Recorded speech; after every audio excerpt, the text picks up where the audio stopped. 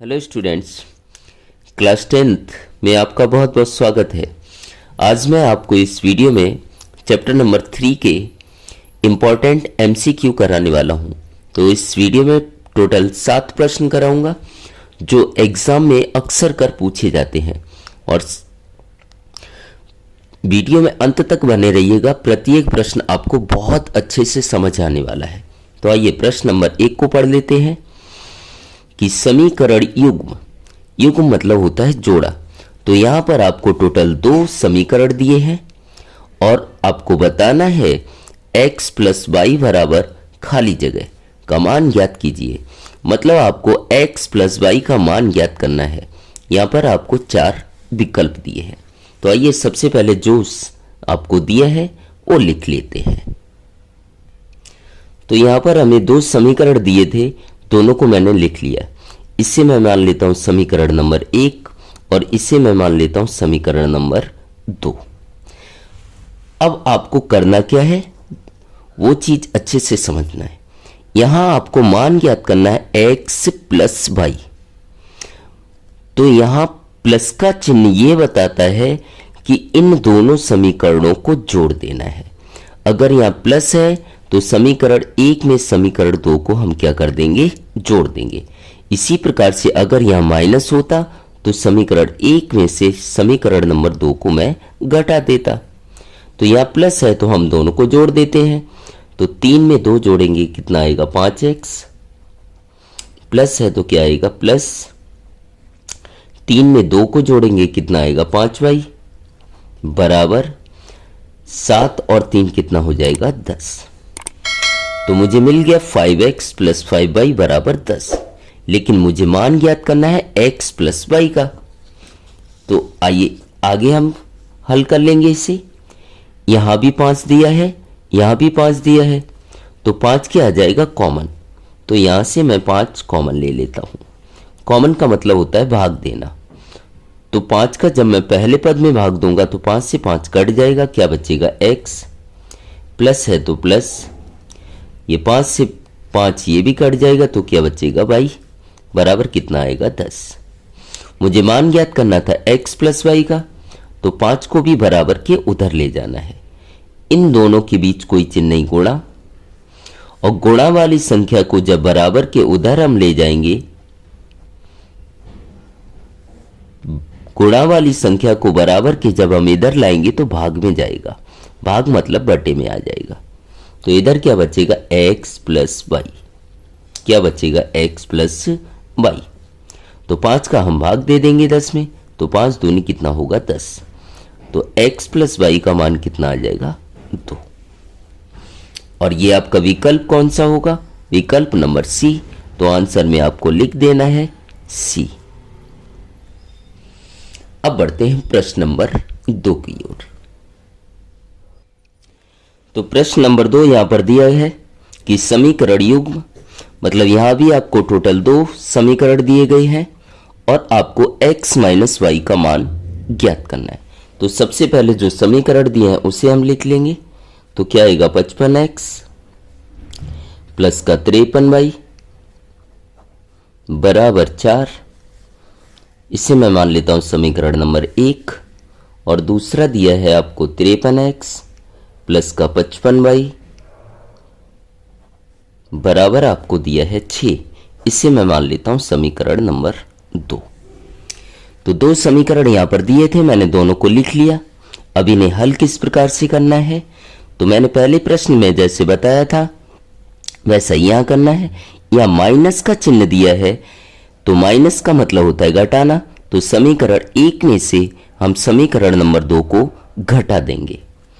तो घटाने पर प्रत्येक पद का चिन्ह क्या हो जाता है, बदल जाता है। तो इसके आगे कोई चिन्ह नहीं, क्या है, प्लस। मैं घटा रहा हूं तो इसका चिन्ह बदल दूंगा। तो प्लस का क्या हो जाएगा, माइनस। प्लस का क्या होगा, माइनस। इसी प्रकार इसके आगे कोई चिन्ह नहीं, प्लस। प्लस का क्या हो जाएगा, माइनस। मैंने सभी पदों को क्या कर दिया, घटा दिया। अब यहां 55x है और यहां पर 53x अब किसका है, माइनस का। अब इन चिन्हों से आपको कोई लेना देना नहीं है, क्योंकि घटाने पर जो चिन्ह बदल दिया है उन्हीं से मुझे अब मतलब है। तो 55 में से माइनस करेंगे कितना 53, तो कितना आएगा 2x। इसी प्रकार से इस पद को देख लेंगे तो प्लस माइनस क्या होता है माइनस, तो माइनस करेंगे तो 55 में से 53 माइनस करेंगे कितना आएगा 2y। और चिन्ह वही आता है जो बड़ी संख्या के साथ हो, और बड़ी के साथ या माइनस है तो क्या आ जाएगा माइनस। बराबर है तो बराबर, तो 4 में से माइनस करेंगे कितना 6, तो 6 में से 4 माइनस करेंगे क्या आएगा 2। चिन्ह वही आएगा जो बड़ी संख्या के साथ, बड़ी के साथ या माइनस है तो क्या आ जाएगा माइनस। अब यहां पर मुझे मान मिल गया किसका 2x माइनस 2y, लेकिन मुझे मान किसका चाहिए x माइनस y का। तो यहां भी 2 है, यहां भी 2 है, तो 2 हम क्या ले लेंगे कॉमन। 2 क्या ले लेंगे कॉमन। कॉमन का मतलब क्या होता है भाग देना।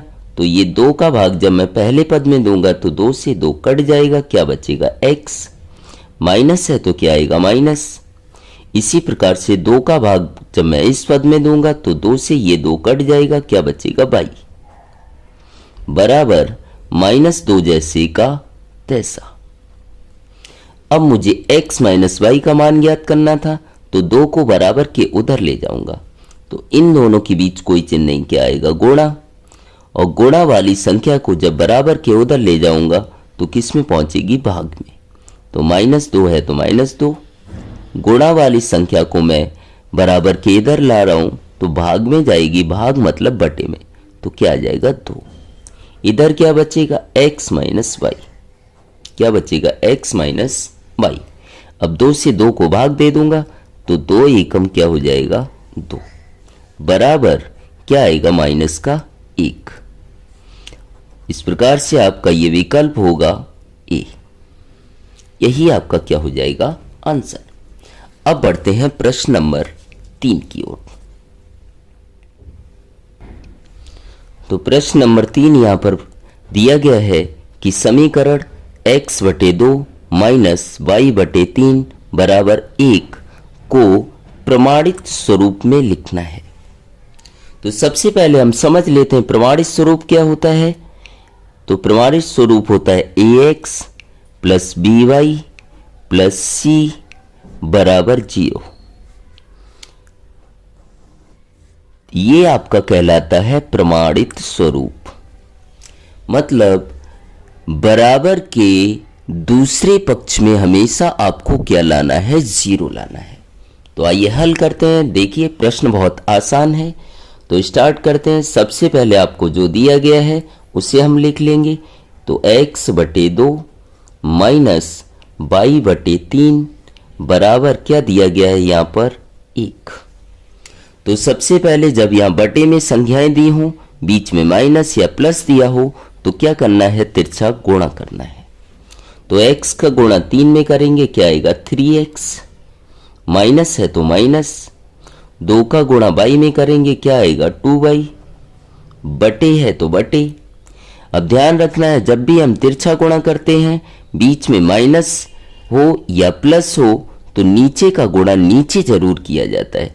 तो 2 तियां कितना हो जाएगा 6 बराबर 1 है तो 1 लिख दिया। अब वापस से बटे में संख्या आई तो हम वापस से क्या करेंगे तिरछा गुणा करेंगे, लेकिन इसके बटे कुछ भी नहीं तो क्या लिख देंगे 1। तो इसका गुणा जब मैं 1 में करूंगा तो क्या आएगा 3x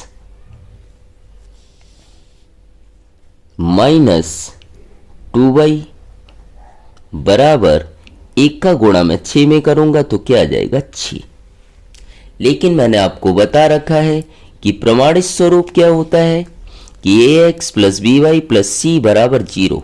तो बराबर में क्या आना चाहिए 0 आना चाहिए। तो यहां भी हम बराबर में क्या लाएंगे 0। इसका मतलब यह है 6 को बराबर के इधर लाना पड़ेगा। तो इसके आगे कोई चिन्ह नहीं, क्या होगा प्लस। जब बराबर के इधर आएगा तो क्या हो जाएगा माइनस। तो 3x माइनस 2y यहाँ प्लस का है, इधर किसका हो जाएगा माइनस का 6 बराबर। जब 6 को मैं इधर ले गया, यहाँ प्लस का था माइनस का हो गया, इधर कुछ भी नहीं बचा तो क्या हो गया 0।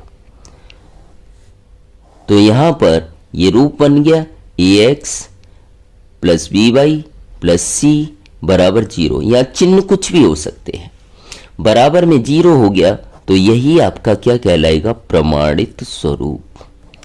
प्रमाणित स्वरूप।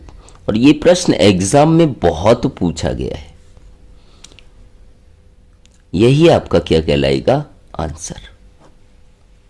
अब बढ़ते हैं प्रश्न नंबर 4 की ओर। तो प्रश्न नंबर 4 यहां पर दिया गया है कि दो संख्याओं का योगफल 10 है तथा धन अंतर 2 है, तो बड़ी संख्या ज्ञात कीजिए। तो इस प्रकार के प्रश्नों में जो आपसे पूछा गया होता है उसी को हम मान लेते हैं। तो यहां पर बड़ी संख्या का मान पूछा गया है, तो मैं मान लेता हूं, माना बड़ी संख्या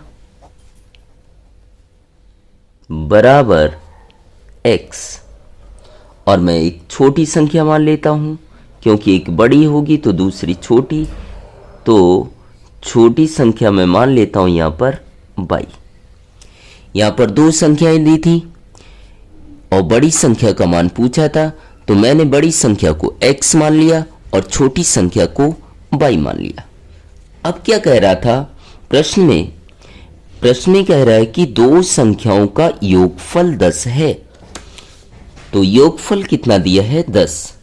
तो यहां शर्त जो भी दिए है वो लिख लेंगे कि योगफल अगर हम करते हैं तो कितना आता है, 10। दो संख्याओं का योगफल 10 है। तो दो संख्याएं मैंने कौन सी मानी, एक बड़ी मानी एक छोटी। तो बड़ी संख्या मैं लिख लेता हूं x, छोटी संख्या मैं लिख लेता हूं y, और इनका योगफल का मतलब है प्लस कर देना है आपको। योगफल का मतलब दोनों संख्याओं को जोड़ देना है, और बराबर किसके हो जाएगा, 10 के। इसे मैं मान लेता हूं समीकरण नंबर 1। आगे क्या कह रहा है यहां पर कि धन अंतर 2 है। तो यहां पर जो बोला गया है वो हम लिख देंगे कि अंतर कितना है, 2। और आपको पता होना चाहिए कि जब भी हम अंतर निकालते हैं तो बड़ी संख्या में से छोटी संख्या को माइनस करते हैं। उदाहरण के लिए मैं यहां पर मान लेता हूं एक संख्या 50 है और एक संख्या 10 है, और पूछा जाता है कि इनका अंतर कितना है, तो मैं क्या करूंगा, बड़ी संख्या में से छोटी संख्या को क्या कर दूंगा, माइनस। तो कितना अंतर आ जाएगा, 40। तो ध्यान रखना है आपको, बड़ी संख्या में से हमेशा छोटी संख्या को क्या किया जाता है, माइनस किया जाता है। ऐसा ही हम यहां पर करेंगे। यहां अंतर कितना दिया है, 2। तो मैं बड़ी संख्या में से छोटी संख्या को माइनस कर दूंगा। तो बड़ी संख्या क्या है, x, और छोटी संख्या क्या है, y। अंतर के लिए क्या करेंगे, माइनस, बराबर 2 जैसे का तैसा। यह हो गया आपका समीकरण नंबर 2। अब दोनों समीकरणों को हल कर लेंगे। तो समीकरण नंबर 1 व 2 से, समीकरण 1 व 2 से, तो समीकरण 1 को हम लिख लेते हैं x प्लस वाई बराबर 10, दूसरा है x माइनस वाई बराबर 2। अब इन्हें आगे हल कर लेंगे। तो देखिएगा, ये प्लस का y है, ये माइनस का y है, ये आपस में कट जाएगा।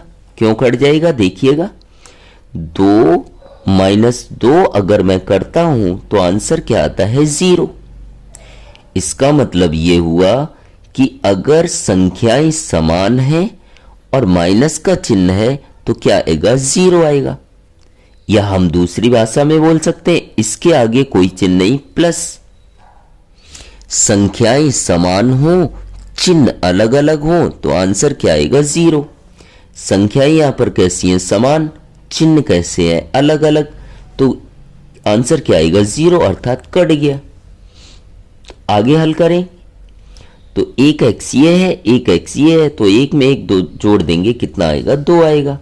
तो क्या हो जाएगा, 2x बराबर, यहां भी 10 में 2 प्लस कर देंगे, कितना आएगा, 12। अब यहां से मुझे x का मान ज्ञात करना है। तो x बराबर क्या हो जाएगा, इन दोनों के बीच कोई चिन्ह नहीं, गुणा, गुणा वाली संख्या को बराबर के उधर ले जाऊंगा, भाग में हो जाएगा, तो क्या आ जाएगा 12/2, 2 संख्या हो जाएगा 12 बराबर 6। तो इस प्रकार से x का मान मुझे मिल गया 6।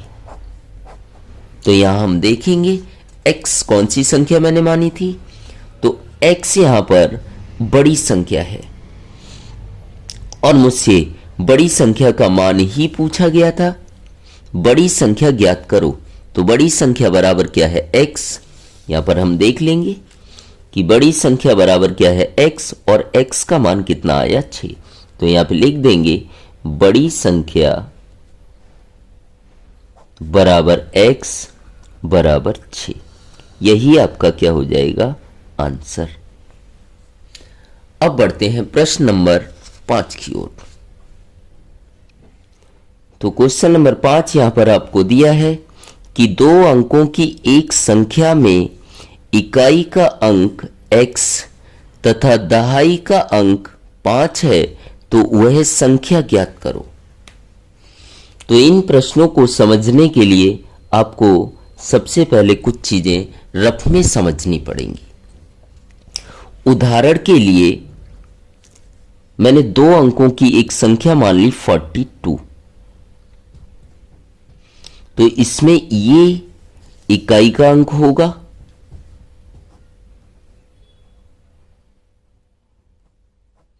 और ये आपका दहाई का अंक होगा।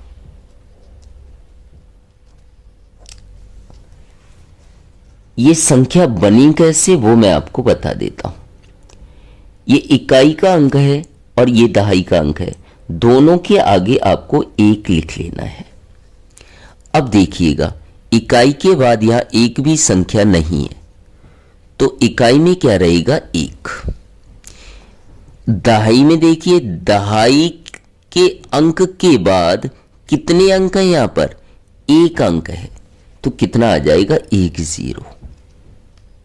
अगर मैं एक और ले लेता, मान लो 742, तो ये हो जाता इकाई, ये हो जाता दहाई और ये हो जाता आपका सैकड़ा।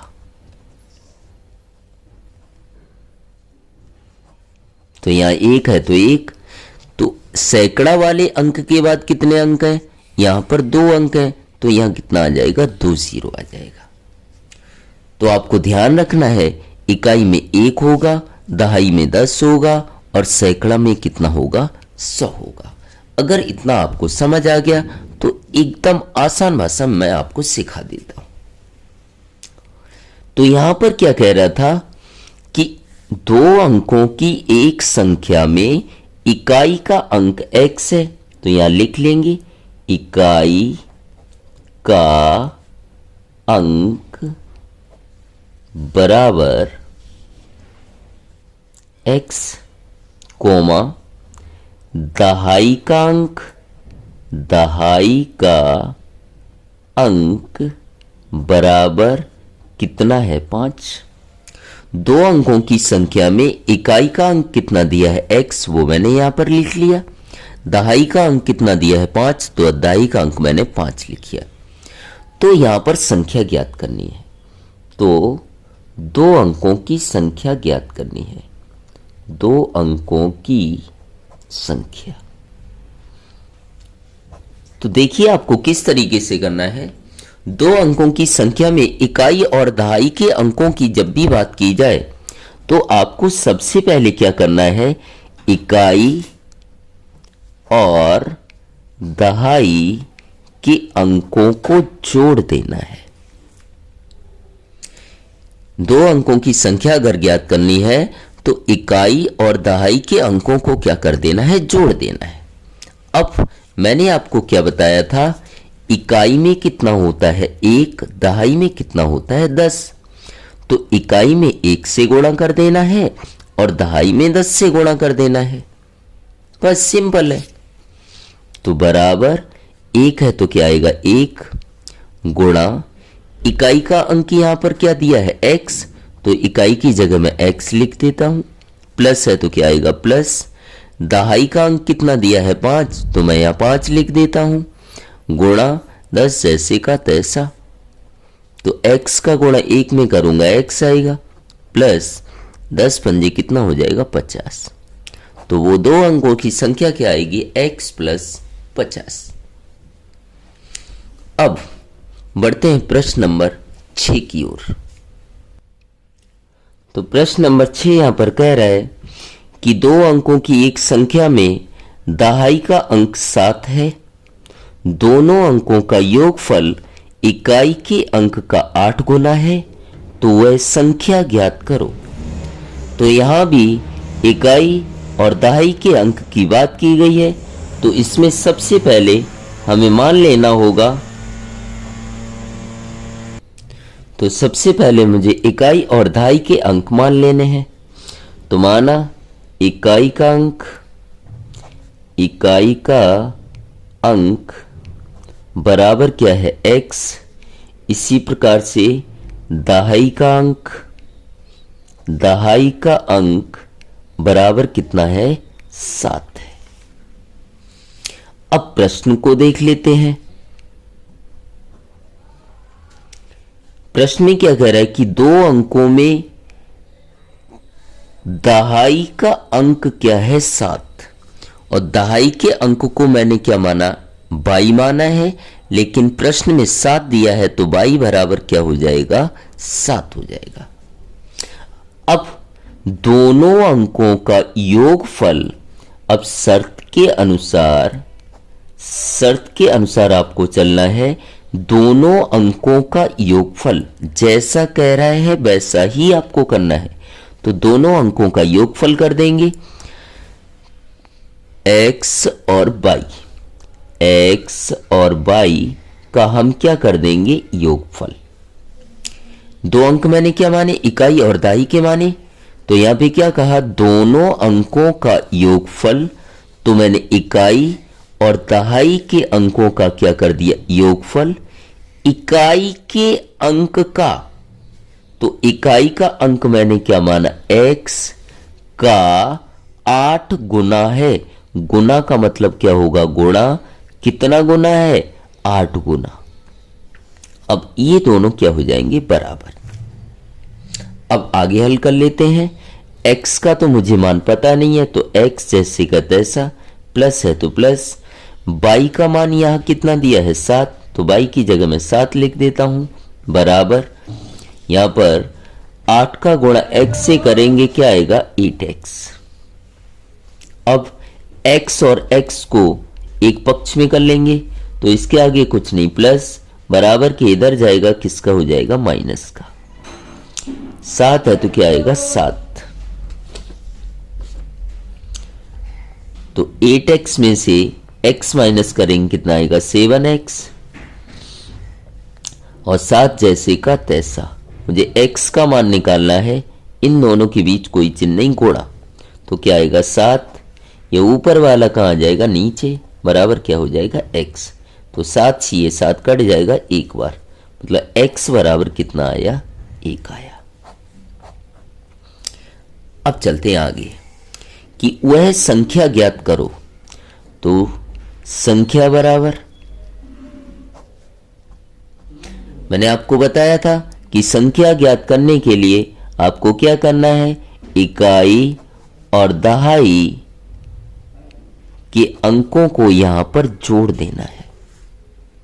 और आगे मैंने आपको बताया था कि इकाई में कितना होता है 1 और दहाई में क्या होता है 10। तो इकाई में 1 से गुणा कर देना है और दहाई में 10 से गुणा कर देना है। अब हम आगे हल कर लेते हैं।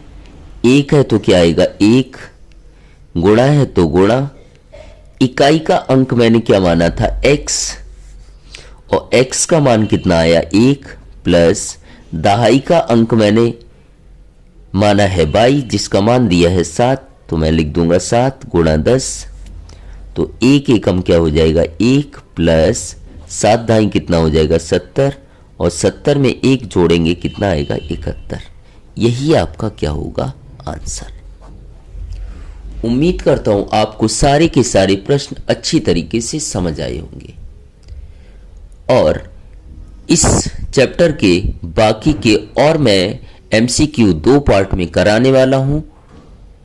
तो अगर आपको ये मेरा वीडियो पसंद आया हो और चैनल पर पहली बार आए हो तो चैनल को सब्सक्राइब जरूर करें और अपने दोस्तों में ज़्यादा से ज़्यादा शेयर करें ताकि वो भी इस प्रकार के प्रश्नों का आनंद उठा सकें। Thank you so much.